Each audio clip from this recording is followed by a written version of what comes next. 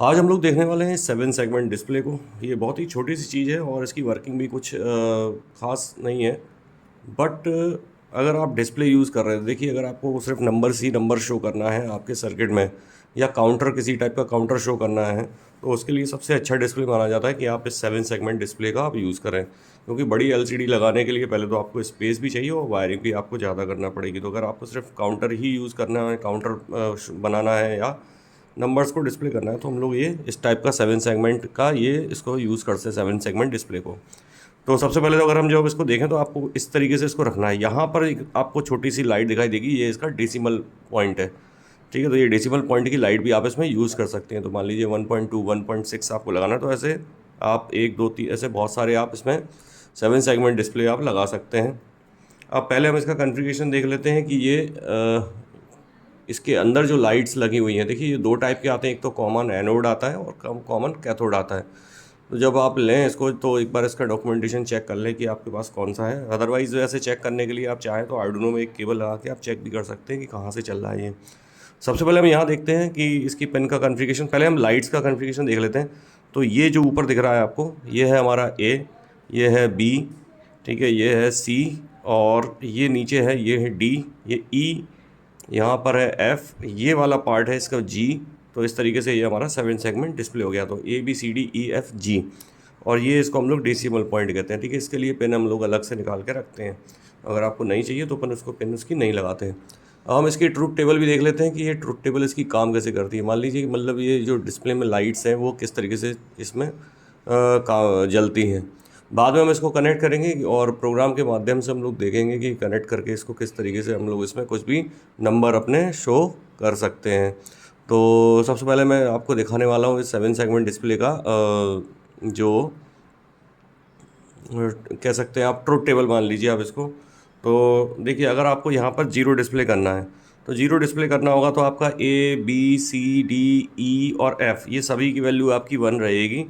लेकिन जी की वैल्यू, यानी कि ये वाला जो पार्ट है जी की वैल्यू, ये ज़ीरो रहेगी, ये ऑफ रहेगी या ज़ीरो रहेगी। तो उससे क्या होगा, यहाँ पर ज़ीरो डिस्प्ले हो जाएगा। इसी तरीके से अगर आपको 1 डिस्प्ले करना है तो A B C D E F G में से आपकी सिर्फ बी सी की वैल्यू 1 रहेगी, यानी बी और सी, तो ये वाला पार्ट ऐसे जलेगा तो ये 1 हो जाएगा। इसी तरीके से ये पूरा जो है चार्ट, जैसा कि आप देख पा रहे हैं अपनी स्क्रीन पर, इस तरीके से ये आपका काम करता है। और हम लोग देख लेते हैं कि इसमें वायरिंग किस तरीके से हमको करना है।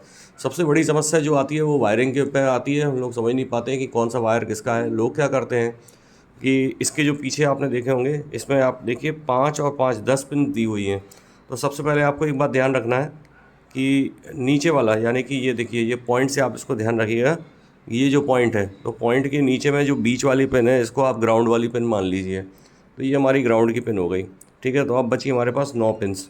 ठीक है, तो 9 पिन पर हम लोग इसको काम कराते हैं। और उसमें भी एक हमारी डिस्प्ले वो तुम्हारे आपके डेसिमल पॉइंट के लिए है, तो आप चाहें तो उसको भी आप हटा सकते हैं। तो हमको 8 पिन कम से कम आपको कनेक्ट करना पड़ेंगी। अब ये कनेक्ट कैसे होंगी, तो इसके लिए भी मैं आपको एक सर्किट डायग्राम यहाँ पर शो कर दूंगा। लेकिन हम पहले थोड़ा सा इसमें देख लेते हैं कि इसकी जो पिन्स हैं वो किस तरीके से दिखाई देती हैं। तो देखिए ये कुछ इस तरीके से मान लीजिए आप इसको। ठीक है, तो अगर यहाँ पर ऊपर आपके इस तरीके से इसको रखिए, ये आपका डेसिमल पॉइंट हो गया और ये रहा आपका डेसिमल पॉइंट। ठीक है, तो इस तरीके से अगर हम इसको रखें तो यहाँ पर बीच वाली जो पिन है ये हमारी ग्राउंड में जाएगी। ठीक है, और ए आपका ये बी, यहाँ पर एक कॉम पोर्ट या आप ग्राउंड पर इसको कनेक्ट कर सकते हैं। ये एफ़ है, ये जी है, ये ई है, ये डी है, और ये है सी, और ये है डी, डी पी जिसको कहते हैं, सॉरी। ठीक है, तो ये इस तरीके से आपको रखना है। इसमें कन्फ्यूजन नहीं होना चाहिए। अधिकतर लोग ए बी सी डी इस तरीके से कर लेते हैं और फिर बाद में वो डिस्प्ले कुछ का कुछ आने लग जाता है। तो ध्यान रहे आपको इस तरीके से इसको कन्फिगर करना है। तो चलिए सबसे पहले हम एक काम करते हैं, एक ब्रेड बोर्ड पर इसको लगाते हैं और आर्डुइनो से कनेक्ट करते हैं। आर्डुइनो से कनेक्ट करने के लिए आपको इसके अंदर एक लाइब्रेरी डालना पड़ेगी आपके आर्डुइनो के आईडी के अंदर, 7 सेगमेंट डिस्प्ले की। तो उसको आप एक बार फिट कर लीजिए और हम आ जाते हैं इस पर। तो यहाँ देखिए आप, ये कुछ इस तरीके से हमारा पिन डायग्राम आपको दिखाई देगा। ठीक है, तो यहाँ हम लोगों ने इस पिन्स को इस तरीके से लगा रखा है और ये पिन डायग्राम मैं आपको यहाँ पर शो भी कर दूँगा। तो उसके अकॉर्डिंग आप अपनी पिन्स को लगा लीजिए। तो इससे क्या होगा कि आप अभी जो हम लोग दिखा रहे हैं कि रैंडम नंबर जनरेट कर रहा है कुछ भी। ठीक है, हो सकता है कैमरे में ढंग से उसको कैप्चर ना कर पा रहा हो, तो रैंडम नंबर 1 2 3 4 और कुछ भी 1 से लेके 8 9 तक कुछ भी नंबर इसमें आपकी डिस्प्ले होती रहेंगी। तो ये मैंने ब्रेड बोर्ड पर इसको लगा रखा है। ठीक है, तो ये कुछ इस तरीके से लगा हुआ है, ये देखिए, इसको मैंने निकाल लिया है। तो ये देखिए कुछ इस तरीके से ये लगा हुआ था यहाँ पर, और ये देखिए आप, इतनी ये केबल्स हमारी कनेक्टेड थी। ठीक है, तो इस तरीके से हम लोग 7 सेगमेंट डिस्प्ले का यूज़ कर सकते हैं। और आप मल्टीपल जो 7 सेगमेंट डिस्प्ले हैं इनका मल्टीपल आप लगा के एक एरे बना सकते हैं। तो अगर आपको 2 डिजिट 3 डिजिट और 4 डिजिट नंबर भी आपको शो करना है अपने सर्किट में, तो आप उसको कर सकते हैं। तो आशा करता हूँ ये चीज़ आपको समझ में आई होगी। इसका प्रोग्राम और इनके सर्किट डायग्राम मैं आपको डिस्क्रिप्शन में दे दूँगा, इसकी हेल्प से आप इसको बना पाएंगे। और जो भी अगर आपकी समस्या आती है तो आप मुझे कमेंट बॉक्स में बता सकते हैं।